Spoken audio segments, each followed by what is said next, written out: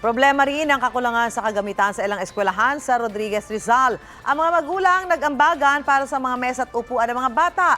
May unang balita, si Maki Pulido. Magsisimula ang panibagong school year. Kaya naman ang staff ng San Jose Elementary School sa Rodriguez Rizal, hinahabol na ang paggawa ng mga lamesa para sa grade 6 students. Ilang piraso na lang kasi ang mga natirang silya para sa mga klase sa grade 6. Kaya ang ilang magulang nagkusang magpatak-patak na para may maipambili ng materyales. Monoblock po na may desk. Kaya lang, malutong ata ang pagkakagawa. Kaya pag nauupuan, pag tumatagal, nababasag, i-split, napuputol ang paa. Hanggang sa naubos na po siya. Sa hirap ng buhay, hindi biro magpatak ng 100 pesos at bumili ng monoblock chairs. Dahil nga bitin ang naipong pondo, 2 lang sa 4 na lamesang kailangan sa klase ng apo ni Evelyn ang magagawang. Pero para may maipatak, hindi muna bumili ng gamot ang ama ng apo ni Evelyn. Para maibilihan ko ng monoblocks yung bata at saka panggamit nga dito sa gagawing table. Sa kalapit na San Jose National High School, hindi lang lamesa at upuan ang problema, kundi pati palikuran ng mga bata. Malaking problema ang CR para sa mga estudyante ng paaralang ito. Para sa 4,000 estudyante, para sa mga female students, itong 3 cubicle lamang ang kanilang pwedeng gamitin. Ganon din para sa mga male students, 3 cubicle rin lang.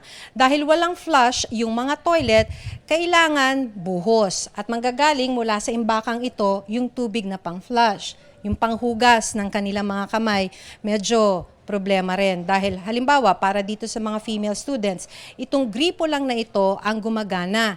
Dun sa male students, walang gripong gumagana. Dahil may 22 classrooms lang para sa 4,000 estudyante, nasa 80 estudyante ang magsisiksikan sa bawat classroom na kapos sa mga upuan. Nagkakasya dati dahil alternative days ang pasok ng mga bata. Pero dahil napapansin nilang hindi masyadong natututo ang mga bata, nitong taon gusto ng mga teachers subukan ang 5 araw na pasok, morning and afternoon shift. Wala pong continuity yung lesson dahil after a day, tsaka uli sila mimimit ng subject teachers nila. So, yung ibang bata, yung retention, hindi po ganun. Hindi talaga na-achieve yung retention na ina-expect po namin. Pero sa issue ng kakulangan ng classroom, ang solusyon sa ngayon ng DepEd ay shifting o blended learning. 159,000 ang classroom shortage sa buong bansa. Lalo na kung 80 ang isang klase, pwede naman nilang hatiin yan and then mag-share sila sa number of days in a week for the face-to-face mixed with distance learning modality. So that is the long-term solution that we are looking at. Ang shortage sa school furniture tulad ng mga lamesa at upuan, patuloy naman daw na tinutugunan ng ahensya.